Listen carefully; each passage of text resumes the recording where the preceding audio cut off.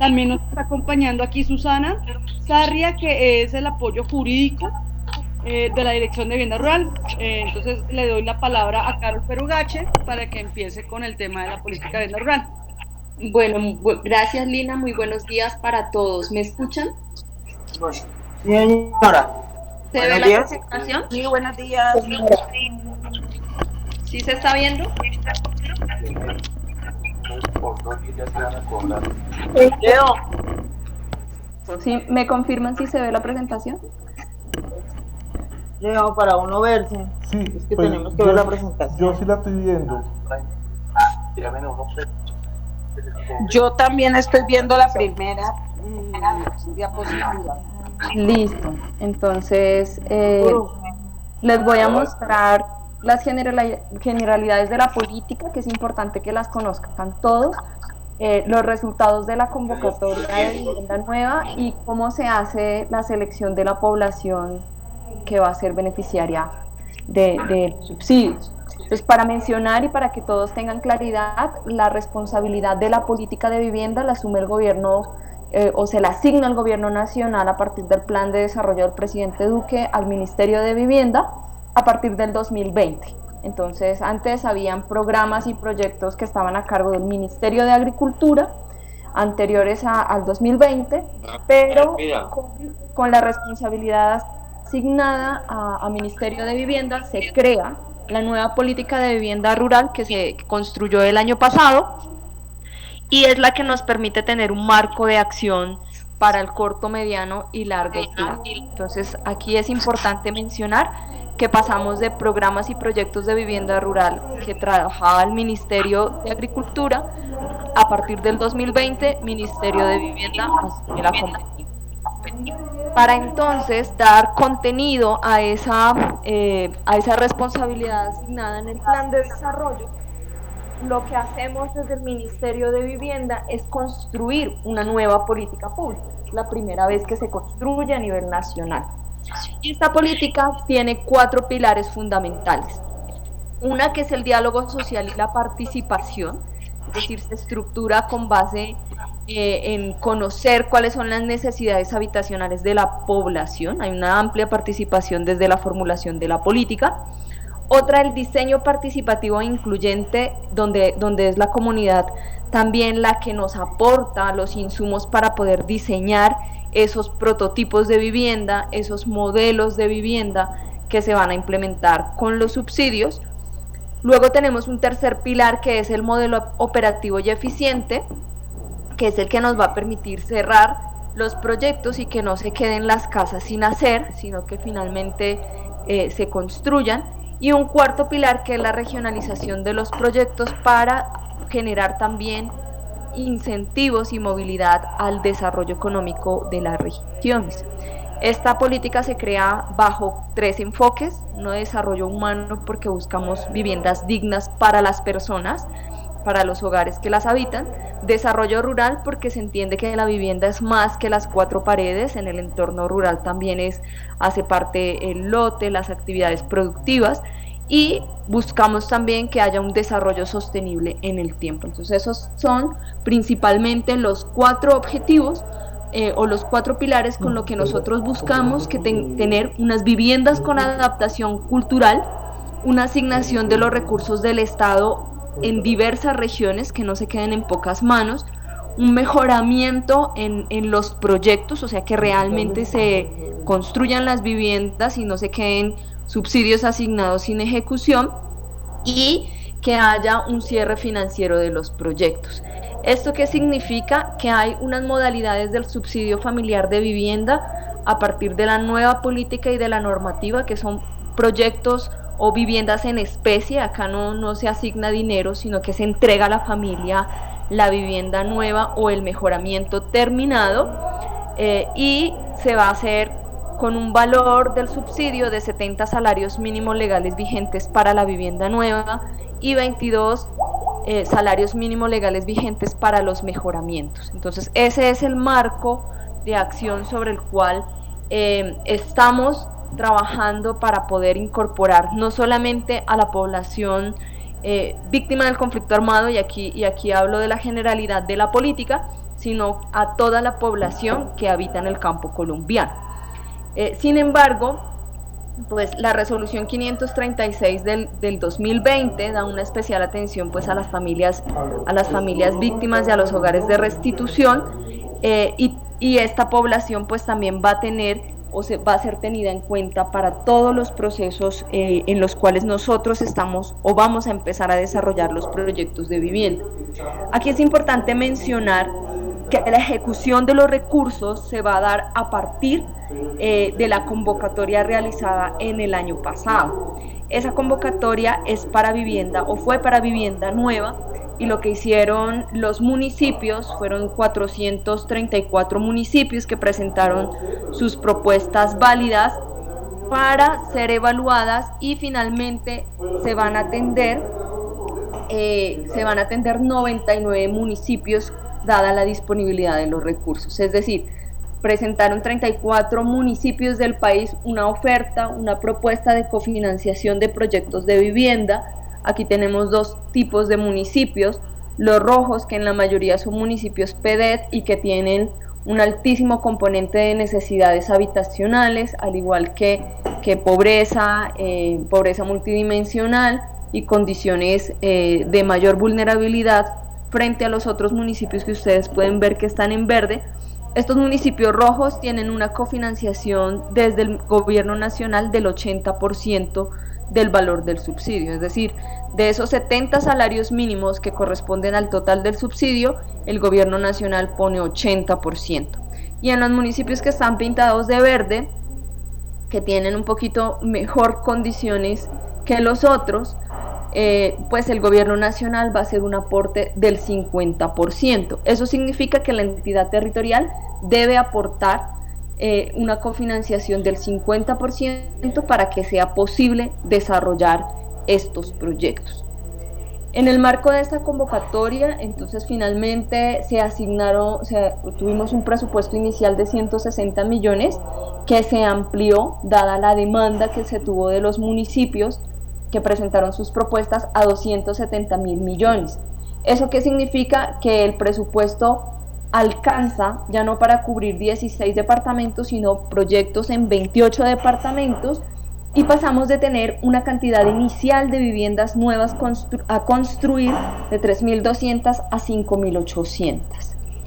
En ese marco, los municipios que ustedes ven pintaditos en el mapa, que están en verde o en morado, son los que se van a atender con este programa de vivienda nueva. Es decir, se presentaron a la convocatoria, obtuvieron el puntaje necesario para clasificar y les alcanzó el recurso a 99 municipios del país.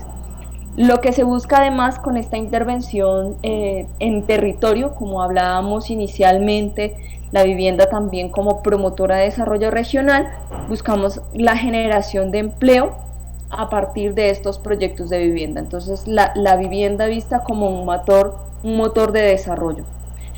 La metodología de focalización, entonces, es decir, para identificar a qué población se le puede asignar el subsidio dentro de este marco de la política y dentro de esos 99 municipios que ya fueron los que ganaron la convocatoria, nosotros siempre actuamos bajo la normativa nacional, en este caso bajo los artículos del decreto 1341 del 2020, que establece que la población o la focalización poblacional, es decir, las personas a las cuales nosotros vamos a atender, tiene un enfoque diferencial y de desarrollo humano que permitirá priorizar aquellos hogares rurales que sean hogares altamente vulnerables, que estén conformados por personas en condición de discapacidad, adultos mayores, niños menores de 5 años, población de minorías étnicas, víctimas del conflicto armado, personas en proceso de reintegración con jefatura femenina o madres comunitarias. O sea, bajo la normativa del decreto 1341 del 2020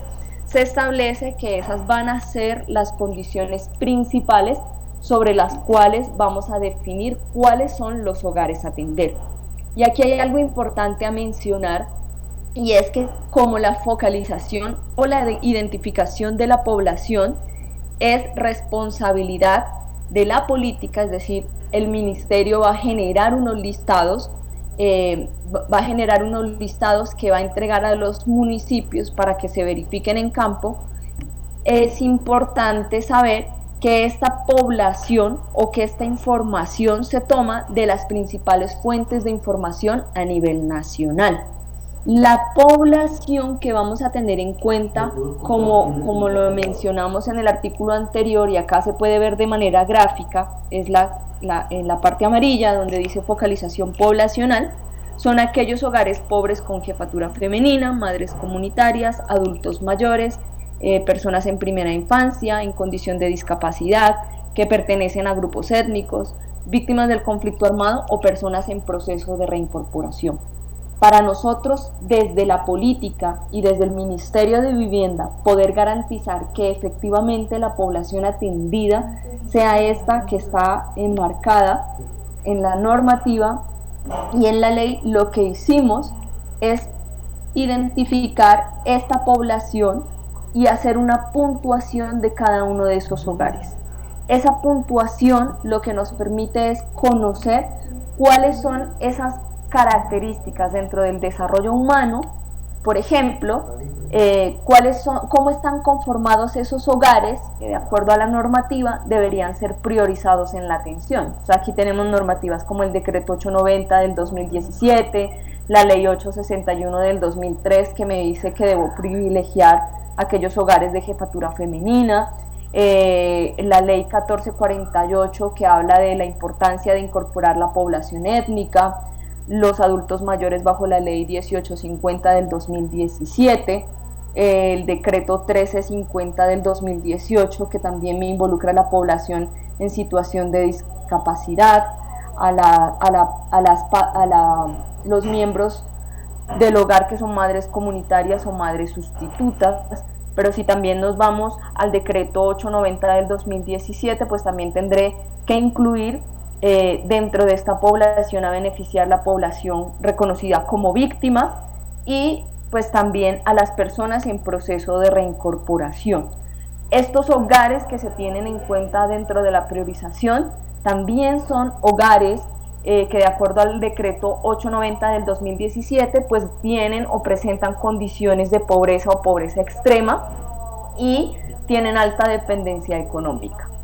Finalmente, nosotros definimos, somos Ministerio de Vivienda, nuestra misionalidad es garantizar una vivienda digna a las personas que no tienen vivienda o que teniendo una se encuentran en pésimas condiciones que ponen en riesgo la vida de quienes las habitan.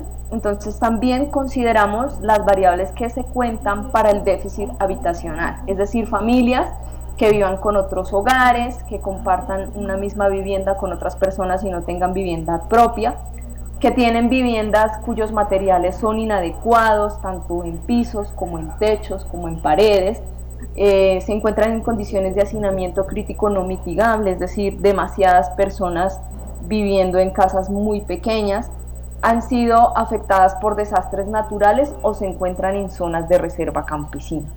Esos son los criterios con los cuales nosotros partimos de las bases de datos existentes a nivel nacional, como son la base SISBEN, la base de la unidad de víctimas de la Guarip y la base de Unidos, principalmente para definir cuál es la población que además de tener necesidad habitacional, es decir, de necesitar una vivienda nueva, pues también se encuentra en pobreza extrema o en condiciones de vulnerabilidad que hacen que sean prioritarias para la política.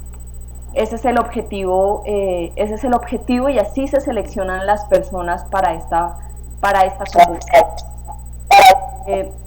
Luego viene un proceso, una vez entonces se definen los municipios que ya se presentaron a la convocatoria y que fueron los que ganaron, se hace una selección o una puntuación de estos hogares, esa lista la entregamos al ente territorial, al municipio, y el municipio se encarga de verificar que efectivamente esta población resida en zona rural del municipio de acuerdo a su instrumento de ordenamiento territorial, y pues tenga las necesidades habitacionales para poder ser atendida. Entonces la información de estas de esta postulación, o sea, el municipio postula a esta población, recoge la información de los hogares y nosotros desde el Ministerio de Vivienda a través de Fonvivienda verificamos que efectivamente las personas que postulan los municipios hayan estado en la lista inicial que generó Ministerio de Vivienda, dada la información con la que cuentan las bases de datos a nivel nacional, como les mencioné, desde la unidad de víctimas, la base de Guarip, la base CISBEN y la base de DPS sobre la población de pobreza y pobreza extrema. Con esas bases de datos lo que hacemos es calificar a cada uno de los hogares rurales que necesitan vivienda para poderlos incorporar en esa lista. El municipio verifica esa información en campo, recoge la información, postula a estas personas y finalmente lo que hace el Ministerio de Vivienda a través de Fonvivienda, que es la entidad que administra los recursos, es verificar que efectivamente esas personas que postulan el municipio sean las que inicialmente se entregaron en el listado que entregó ya el ministerio, que no tengan una propiedad de vivienda u otra propiedad de vivienda en el territorio nacional, es decir, que sea efectivamente personas que necesitan la ayuda porque no tienen otra vivienda y que no hayan sido beneficiarios del subsidio de vivienda de interés social anteriormente. Con estas condiciones, la población se asigna luego ya el subsidio como tal y se inician las fases para la construcción de la vivienda. Ese es el mecanismo que se ha establecido a través de la normativa, de la política, para poder atender a toda la población que necesita vivienda, especialmente en este caso pues a la población víctima del conflicto armado, que es como uno de las poblaciones objetivo que buscamos atender.